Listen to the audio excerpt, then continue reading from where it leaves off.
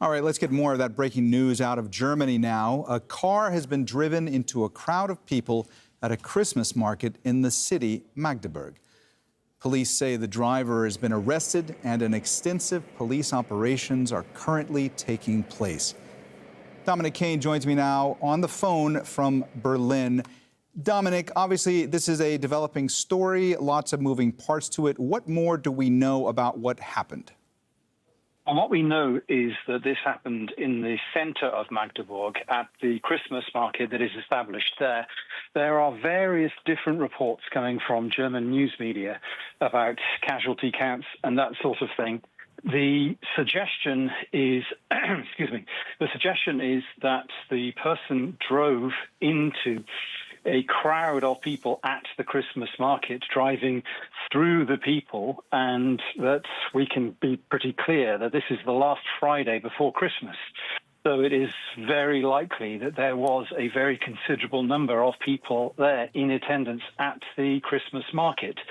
Different news media, as I say, in Germany are reporting different numbers as to those who have been wounded in this incident. Certainly, most of them suggesting that scores of people have been wounded, but there isn't a description as yet as to the nature of the wounds, of the injuries, whether they are life-threatening or whether they are not so life-threatening.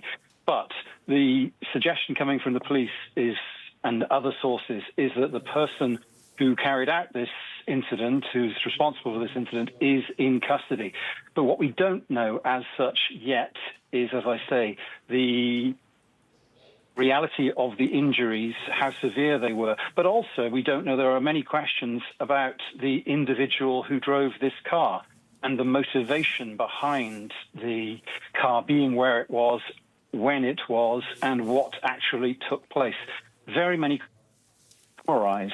It happened at the Christmas market in Magdeburg. It's in the center of the city, close to the river Elbe. Logic suggests that very many people were there. We've heard from the Prime Minister of the state in question, that's Rainer Haseloff from the Christian Democrats, who has spoken of a terrible event taking place. He is heading to the scene. The rescue services are reported by German news media of talking of, as I say, scores of wounded. Now, that number, some say perhaps 60, some say perhaps 80. I have to be careful to say here there is not independent confirmation of that. Likewise, there are suggestions of at least one fatality, but again, that has not been confirmed. It is being reported by German news media, but has not been confirmed separately. And there are also suggestions coming from the officials of the state, that's Saxony-Anhalt, which is a state in the old East Germany towards the south, that people are talking of an attack.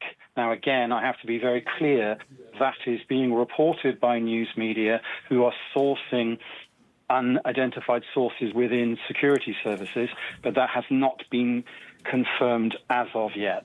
And Domanic, we are seeing live video on our screens of that street that the driver drove through, plowed through at that Christmas market. And you had mentioned that there is an extensive police operation going on there. We did see just a few seconds ago police running down that road as well. So clearly the situation seems as though it is still very tense. Domanic, let me ask you about the fact that in 2016 you had a semi-trailer truck that drove through a Christmas market in, if I remember correctly, Berlin.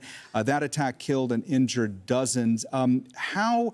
How concerned are Germans this time of year that an attack could actually take place? We know that that there were more precautions taken to make sure that Christmas markets were safer. How much of a trauma is this for Germans, and how much concern is there that something like this could have happened in the wake of what happened in 2016? The thing to remember about what happened in 2016, that was carried out by a man named Anis Amri, who was wanted by the police for a series of different reasons. And he managed to get hold of a truck. He stole a truck from a Polish man who was driving the truck quite legally, and then drove that truck deliberately into the market at a place called Breitscheidplatz, which is in West Berlin. It's in the main shopping tourist area, as it were, of West Berlin, very close to what's called the Kuhdamm, the Kurfürstendamm. And again, the time of year, the time of day when he did it in 2016, it was almost guaranteed that there would be very many people there, because this time of year, the tradition is for people to go to Christmas markets. It's something that Germany is renowned for. Now, as to the question as to the level of concern about it, well, obviously, in the first year or so after that incident took place, there were other suggestions that people might be planning to do certain incidents, as it were, but the police had managed to a certain extent, as it were, metaphorically ring-fence the Christmas markets in the big cities, precisely because of the fear that it might happen again. And it was only very recently, I think in the last couple of days, that a service was held here in Berlin to commemorate those who were killed by and wounded by Anis Amri, the perpetrator of the incident in 2016. We do have to be a little bit cautious as of yet to make too many comparisons between what happened then, about which we know pretty much all the facts, and what has happened today, because we don't yet know the identity of the person who has carried out this incident, what that person's motivation was, what the circumstances behind that person are. But clearly the fact that the police have been able to apprehend this person, if the reporting is correct, will allow the police to try to build up a picture of this person's life in the course of the last few weeks, few months, few years, so as to be able to get an idea of why what happened has happened. But the other thing to remember is that Germany is preparing itself for a general election taking place within the next just over 2 months, on the 23rd of February. And the issue of security is something that matters to a great deal of people. We know, for example, that the leader of the main opposition party, the Conservative Party, that's the Christian Democrats, said that his mission, his party's mission, is to bring security back to Germany. Well, obviously, an event such as this one will put that into sharp focus. But once again, I have to repeat that we have to be careful not to make too many comparisons between 2016 and now, until we are able, by dint of what the security services of the police will tell us, to establish exactly what happened. But the reality is that people on the ground in Magdeburg, that Christmas market, very close to the river Elbe, which, as I say, logically, there will have been very many people there.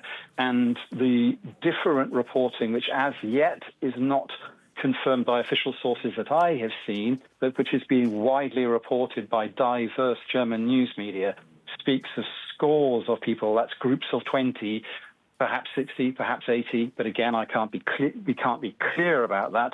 But it talks about very many people having been injured in this, but we don't know quite how badly injured. But as you say, the pictures that so far have emerged are, well, they show the enormity of the operation. We know the police talking about an extensive operation, and we know the Prime Minister of the state of Saxony-Anhalt talking about a terrible event having taken place. And Dominic, if I could just bring your attention and also read to our viewers, there's been a tweet that was posted from German Chancellor Olaf Scholz. Let me read that to you. It says, "The reports from Magdeburg suggest something terrible is to come. My thoughts are with the victims and their families. We stand by their side and by the side of the people of Magdeburg. My thanks go to the dedicated rescue workers in these anxious hours." Dominic, from what you know of the protocols involved in these types of operations after these types of events, what do you think we should expect in the hours to come? Well, certainly we could differentiate it into different elements. So clearly the rescue agencies, the emergency services, their top priority will be to deal with the casualties that have been caused in this incident, to apply a sort of triage, as it were, to those who they find, to work out who needs the most intense care as quickly as possible, and then to be able to bring them to the relevant places. I'm reading that in the nearby city of Halle, all the hospitals there are preparing themselves to take in people who have been injured in this incident. Well, that speaks for itself. The fact that a hospital, which is not in Magdeburg, that a city that close to Magdeburg is talking about preparing all its hospitals to deal with the people who've been injured in this incident. That demonstrates the magnitude of what they think they will be dealing with. And then insofar as the security element here, I'm reading that that the emergency services have helicopters over the scene to try to help them. But as I say, there are two things here, aren't there? There's the treatment of those who have been wounded, and then there is the effort by the intelligence agency, security services, police force to establish what exactly happened. They will want to have a timeline, a chronology. How did this person get the car that they had? How did they get that car from where they began their journey to this incident? What took place? There will clearly be appeals for witnesses to come forward. Did they see the car concerned, the person concerned, so that they can establish, as it were, a profile of what happened? And then clearly, independently of that, there will be those looking into the life of this person to establish what their situation is, what their motivation might have been. And as I say, yes, so several different efforts will be going on at the same time here. But clearly, from the emergency services point of view, because they have what they consider to be the suspect, if we accept the reporting by German news media, because they think they have the perpetrator, that element is dealt with to a certain extent. The person is in custody and therefore can be dealt with in that way. Then the other side of it is as I say, triage, treatment, and building up an idea of what actually happened. All right, Domanic Kane on the phone for us from Berlin. Thanks so much. Obviously, the enormity of all this will become clearer in the coming hours, and we'll be coming back to you for more details as soon as they start to emerge. Thanks, Domanic.